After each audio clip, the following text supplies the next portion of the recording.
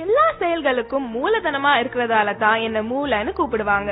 நீங்க சிந்திக்கிறது, தகவல் பரிமாற்றம் செய்யறது எல்லாம் என்னாலதான். நான் ஒரு லைப்ரரி மாதிரி எல்லா விஷயங்களையும் கத்துக்கிட்டு கற்ற விஷயங்களை பத்திரப்படுத்தி வச்சு உங்களை பெரிய அறிவாளியா காட்டுறது நான் தான்.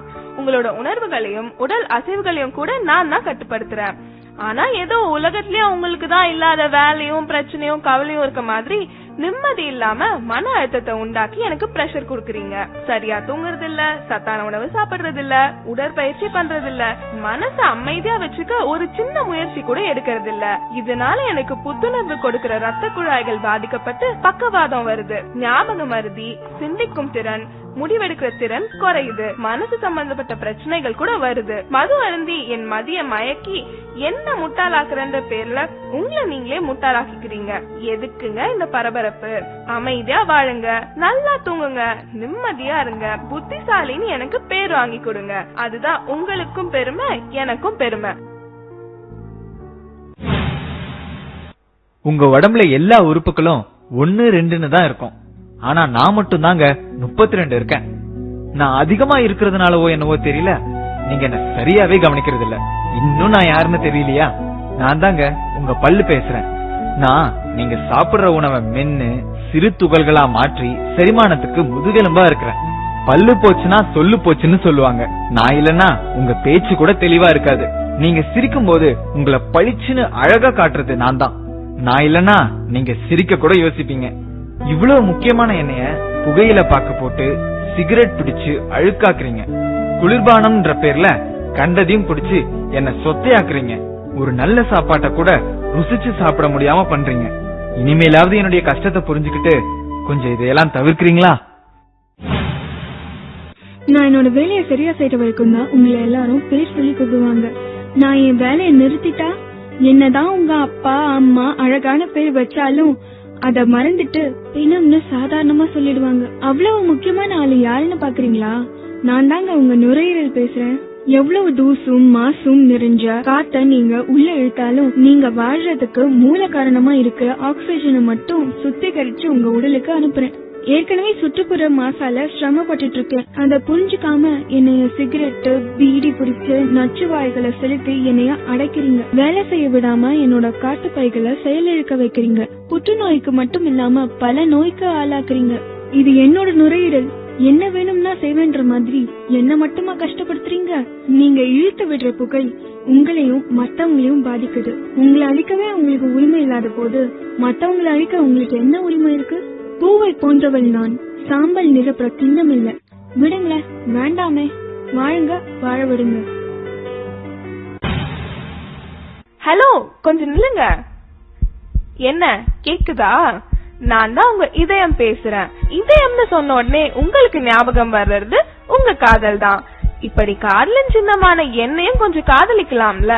நான் ஒரு நிமிஷம் கூட ஓய்வெடுக்காம துடிச்சு துடிச்சு ரத்தத்தை சீரா உங்க உடல் முழுவதும் கிடைக்க செய்றேன். நான் துடிக்கலனா நீங்க துடிச்சு போயிடுவீங்க. ஆனா சிகரெட்டு, மது, ஆரோக்கியம் இல்லாத மேல்நாட்டு உணவு, கொழுப்புள்ள உணவு சாப்பிட்டு உடற்பயிற்சியும் செய்யாம எனக்கு அழுத்தத்தை கொடுத்து மாரடைப்பு வர செய்யறீங்க.